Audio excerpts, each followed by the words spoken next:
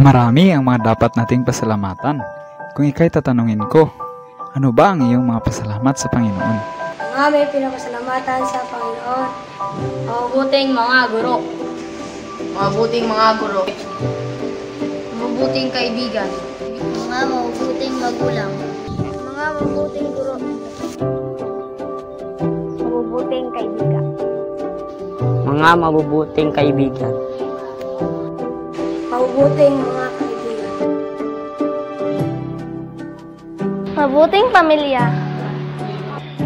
Mabuting magulang. Mabuting kaibigan.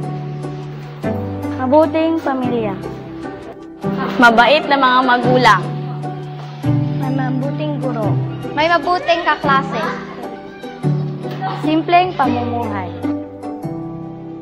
Tandaan mga bata, ang pinakamabuting paggalang sa mga magulang at sa mga nakakatanda ay isang paggalang din sa Panginoon.